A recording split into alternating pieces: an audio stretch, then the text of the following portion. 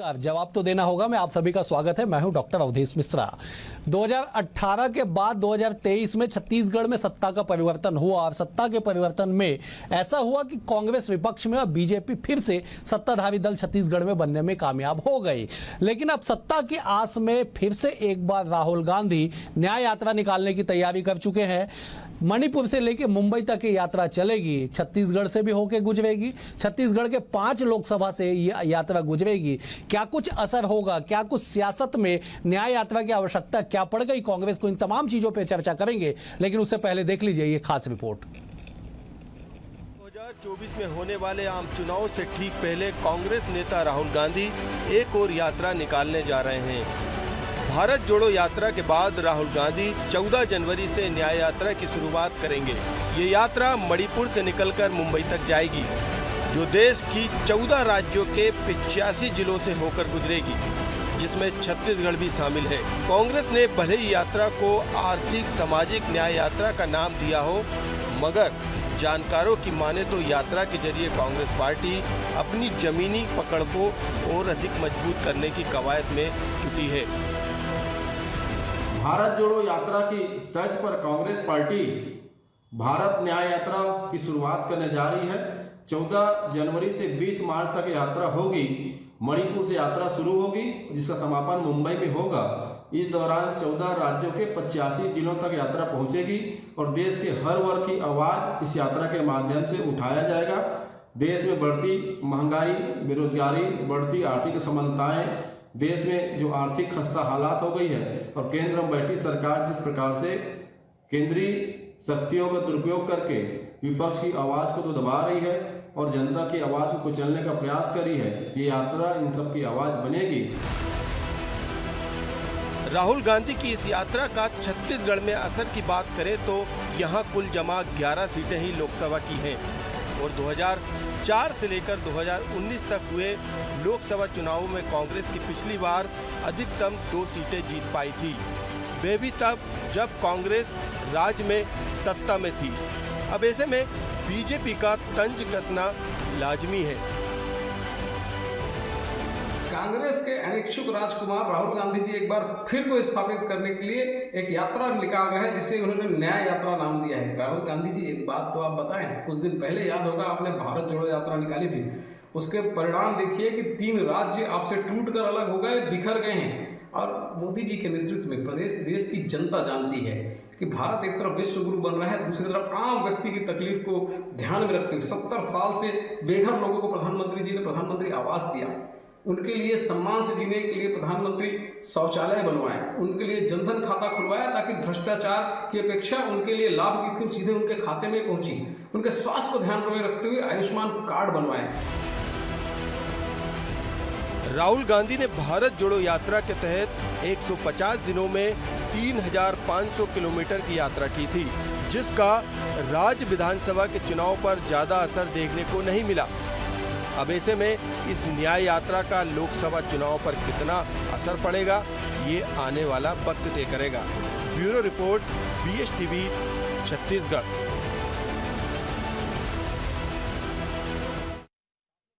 इस यात्रा के सियासत से पहले, मतलब यात्रा निकलने से पहले ही छत्तीसगढ़ में जो सियासत है वो शुरू हो चुकी है। दरअसल कांग्रेस के इस यात्रा पे बीजेपी ये कहते हुए कटाक्ष कर रही है कि राहुल गांधी ने पहले चरण में भारत जोड़ो यात्रा निकाली, उसका विधानसभा के चुनाव पे कोई असर पड़ा नहीं। उल्टे जो है 3 बड़े राज्यों में कांग्रेस सत्ता से बेदखल हो गई या सत्ता से बाहर हो गया, जिस विषय पर चर्चा करेंगे। 3 बेहद ही खास मेहमान हमारे साथ जुड़े। पहले मेहमानों से तारुफ आपको करा देता हूं। बीजेपी की ओर से देवलाल ठाकुर जी, वरिष्ठ नेता है, पार्टी के प्रवक्ता है, विधानसभा चुनाव में प्रत्याशी भी रह चुके हैं। देवलाल जी, आपका बहुत स्वागत है। कांग्रेस की ओर से सत्यप्रकाश सिंह हमारे साथ जुड़े। सत्यप्रकाश जी युवा नेता है, प्रवक्ता है, पार्टी के विभिन्न पदों पे वो अपनी सेवाएं दे रहे हैं लगातार। सत्यप्रकाश जी, आपका भी स्वागत है। वरिष्ठ पत्रकार, बतौर राजनीतिक विश्लेषक अनिरुद्ध दुबे भी हमारे साथ जुड़े हुए। अनिरुद्ध जी, अविभाजित मध्य प्रदेश से लेकर छत्तीसगढ़ के तमाम सियासी हलचलों पर पैनी इनकी नजर होती है। अनिरुद्ध जी, आपका भी स्वागत है। सत्यप्रकाश जी, मेरा पहला सवाल आपसे है कि भारत जोड़ो यात्रा के बाद भारत न्याय यात्रा, 14 राज्य, 85 जिले, छत्तीसगढ़ भी शामिल है, कितना असर इसका धरातल पे होगा? क्या कुछ अनुमान आप लोगों को लग रहा है इस पे? देखिए अवधेश जी, सबसे पहली बात तो ये है कि भारत न्याय यात्रा ये भारत न्याय यात्रा क्यों लानी पड़ रही है, हमको भारत न्याय यात्रा क्यों करनी पड़ रही है, ये सोचने वाली बात है। अब देखिए, जिस हिसाब से अभी पूरे भारत देश में बात कर ली है, राजनीतिक तौर पर बात करिए, आर्थिक तौर पर बात करिए, सामाजिक तौर पर बात कर ली, जिस हिसाब से महंगाई, जिस हिसाब से बेरोजगारी है, जिस हिसाब से सामाजिक तौर पे लोगों को धर्म के नाम पे, जाति के नाम पे लड़ाया जा रहा है, जिस हिसाब से राजनीतिक तौर पे एक प्रोपेगेंडा बना के लोगों के बीच भ्रम फैलाया जा रहा है, तो उसके खिलाफ ये न्याय यात्रा है। देखिए, लोगों के बीच में ये पूरा मैसेज चला गया है कि 9 साल में हमारे को सिर्फ चला गया है।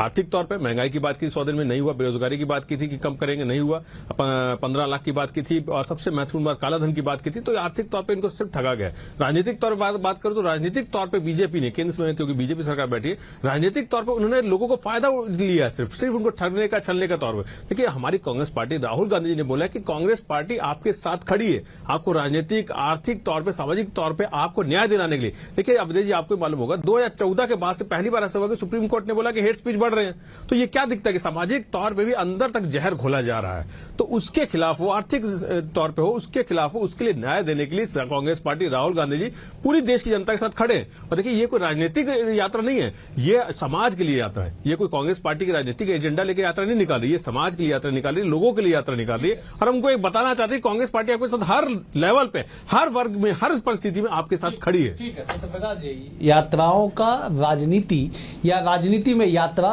लंबा इतिहास है इसका।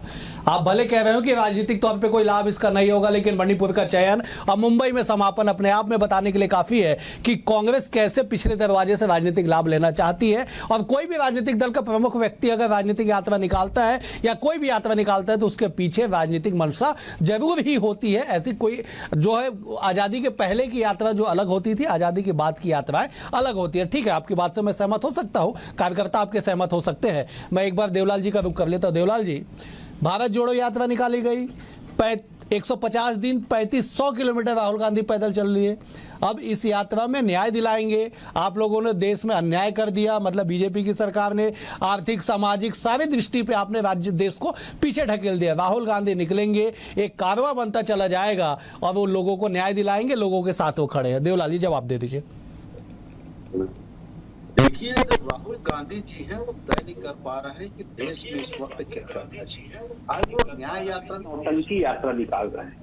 इसके पहले भी उन्होंने भारत जोड़ो यात्रा निकाला है। उसके पहले भी राजस्थान, उत्तर प्रदेश और छत्तीसगढ़ की जनता ने बता दिया कि आपको जोड़ने की आवश्यकता है। हमारा देश और राष्ट्र एक है। और हमारे जो प्रधानमंत्री है, देश के यशस्वी प्रधानमंत्री श्री नरेंद्र मोदी जी, अगर गरीबों को राशन दे रहे हैं फ्री में, क्या ये अन्याय है? अगर गरीबों का घर बनवा रहे हैं, क्या अन्याय है? गरीबों के घर में पानी पहुंचा रहे हैं, क्या अन्याय है?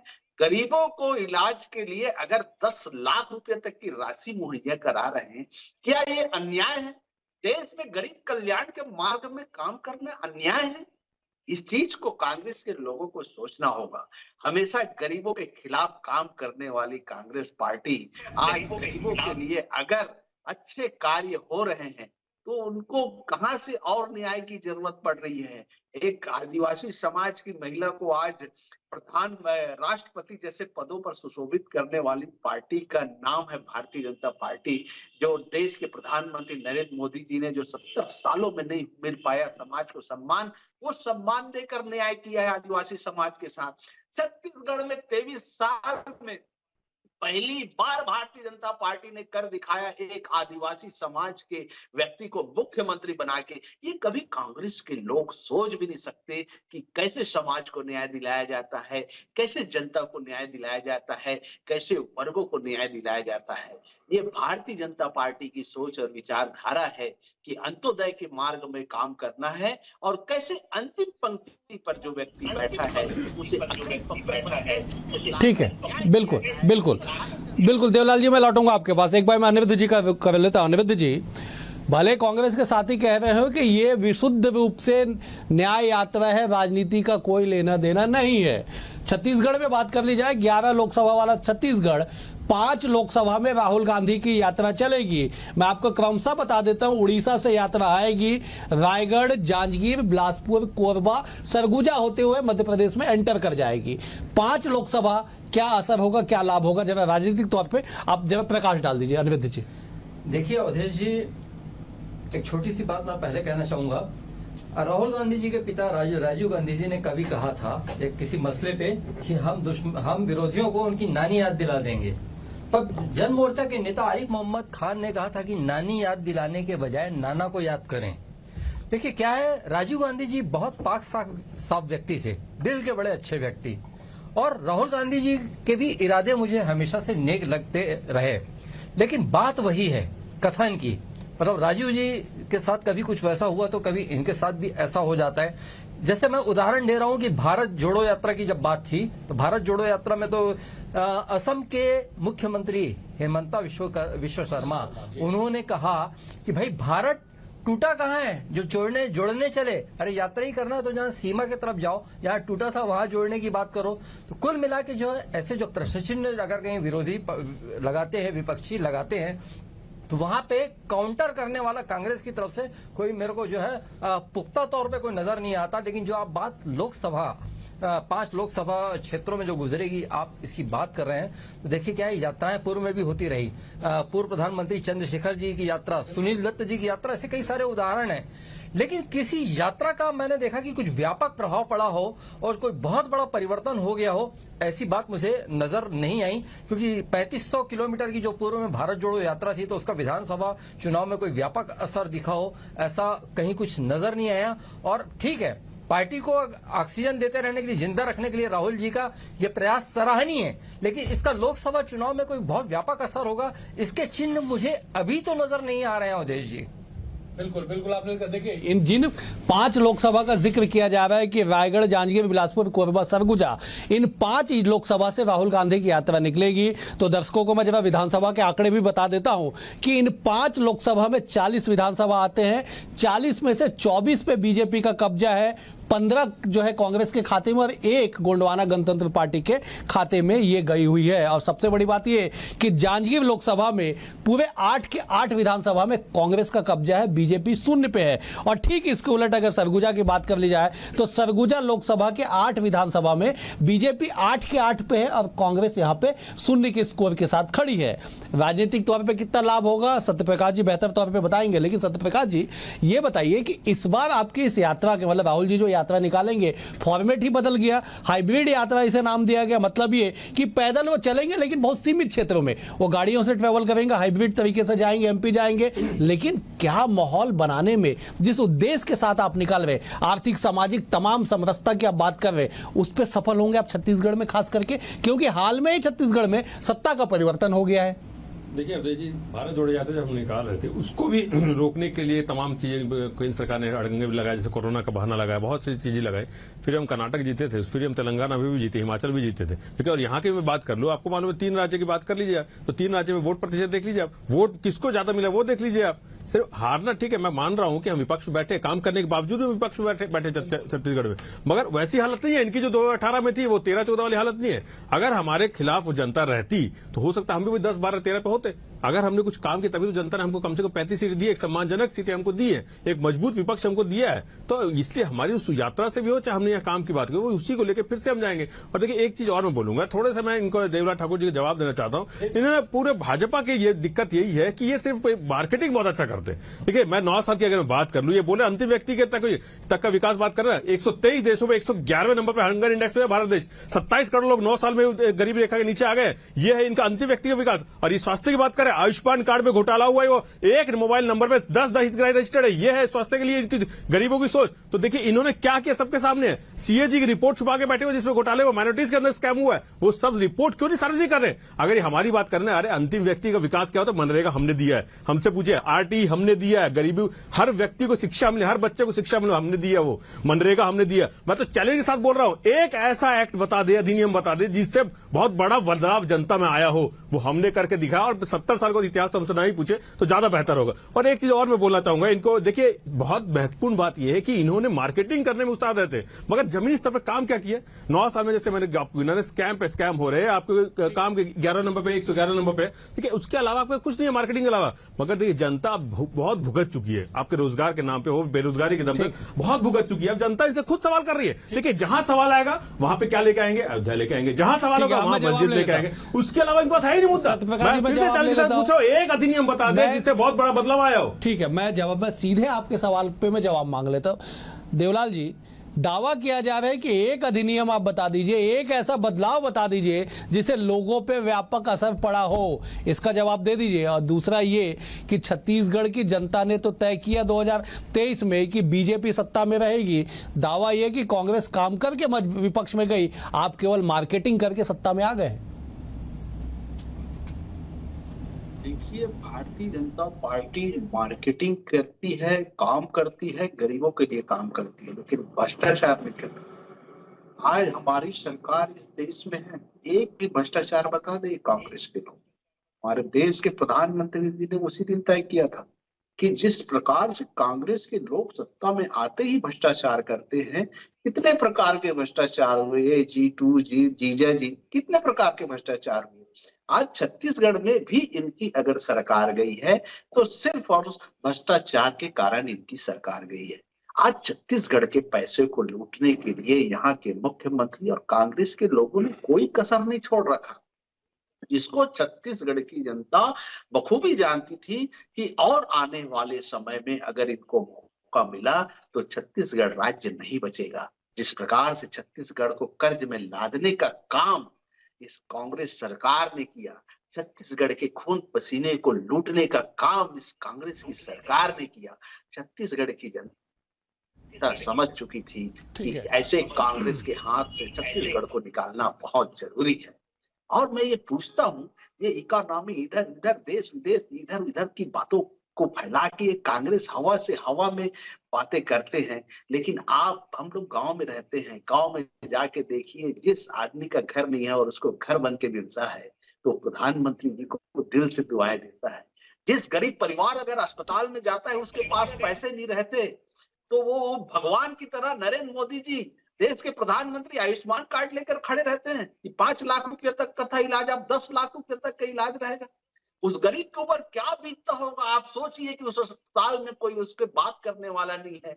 उस इलाज के लिए उनको जब 10 लाख रुपए मिलते होंगे तो क्या स्थिति रहती होगी। आज गरीबों के लिए अगर सोचने वाले आपके पास देवलाल जी, तो भारतीय जनता मैं देवलाल जी मैं लौटूंगा आपके पास, मैं ठीक है देवलाल जी मैं लौटूंगा आपके पास, सत्यप्रकाश जी मैं आपके पास आऊंगा, लेकिन एक बार अनिरुद्ध जी का रुख कर लेता हूं मैं। अनिरुद्ध जी, दावे किए जा रहे हैं कि सियासत से परे जो सामाजिक समरसता राज्य देश में बढ़ाना है उस पे लाभ मिलेगा कांग्रेस को, कांग्रेस भी स्टैंड होगी। ये बात सच है कि मणिपुर का चयन करना और समापन के लिए मुंबई का चयन करना अपने आप में राजनीतिक संदेश है कि कांग्रेस एक बड़ी यात्रा को लेकर चल रही है राजनीतिक तौर पे। इंडिया गठबंधन भी हुआ, उसके भी तरह तरह के बयानबाजी आ रहे, लेकिन कुल मिला के ये कि इस यात्रा से क्या कांग्रेस जिस तरह से स्थिति में चल रही है वो समेट के आगे बढ़ने में कामयाब हो पाएगी? देखिए, आपने एक जो शब्द लिया समरसता का, बहुत सटीक शब्द है, और अगर कहीं समरसता ये अगर कहीं वो यात्रा से कहीं जुड़ा हुआ है तो उसमें बिल्कुल मतलब सराहनीय और स्वागत है। और मणिपुर का चयन किया तो वास्तव में आज मणिपुर की स्थिति बहुत अच्छी नहीं है, और वहां की जो राज्यपाल अनुसुईया उइके जी जो छत्तीसगढ़ में भी थी, उन्होंने खुद जो है खुले तौर पे कहा था कि वास्तव में हम बहुत कठिन परिस्थितियों में हैं, उन्होंने खुद इसको स्वीकार किया। तो एक वाजिब जगह चुनी राहुल गांधी जी ने।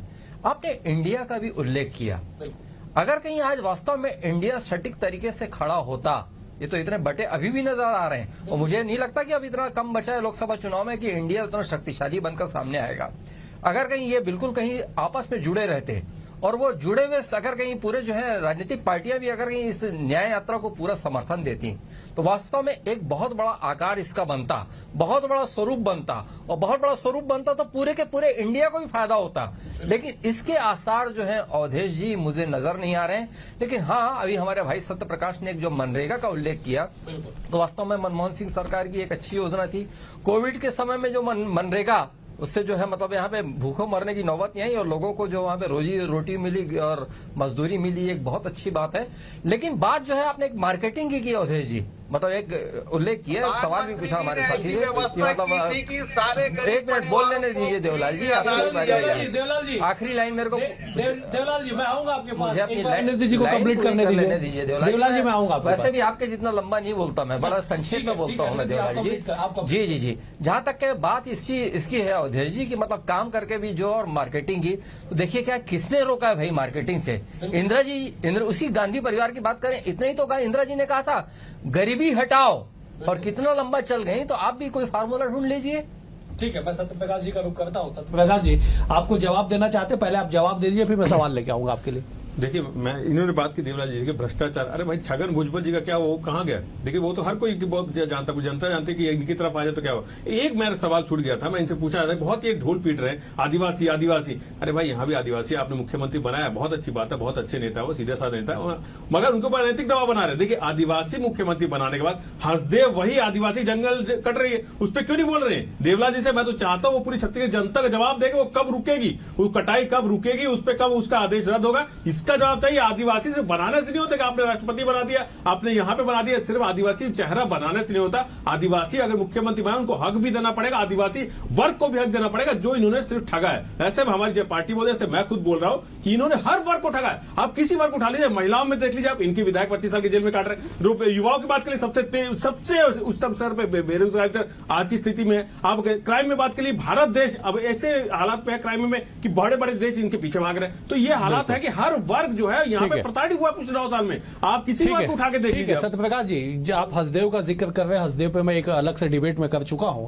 हंसदेव में कटाई कब शुरू हुई, जरा ये एक बार आप उल्लेख कर दें, फिर मैं जब तक देवलाल जी के पास जाता हूं, आप सोच के रखिएगा। आपने अच्छा जवाब दिया। हाँ। हमने विधानसभा में एक नहीं, अभी कब कटाई शुरू हुआ? ये इनके जो काउंटिंग उसके अगले दिन शुरू हुई है। मतलब इनकी सरकार बन गई थी ना, इनकी सरकार बन गई थी, 4 तारीख से इनकी सरकार बन गई थी। सत्यप्रकाश जी, मतलब 4 तारीख से कटाई शुरू हुई जी। 4 दिसंबर से कटाई शुरू हुई, आज 30 दिसंबर है। 26 दिन बाद अगर कांग्रेस पार्टी इस पे कमेटी बनाती है तो इसे कैसे देखा जाएगा? इस पर कमेटी बनी है ना, वहां पे हमारा आंदोलन चल रहा है। ठीक है, मैं हमारे नेता वहां खड़े हैं। मैं देवलाल जी का रुख कर लेता हूं। देवलाल जी, आप जब पहले उस सवाल का जवाब दे दीजिए जो सत्यप्रकाश उठा रहे कि आप लोगों ने ऐसा कौन सा आमूलचूल बदलाव कर दिया जिससे जनता आपके पास जाएगी बिना मार्केटिंग के।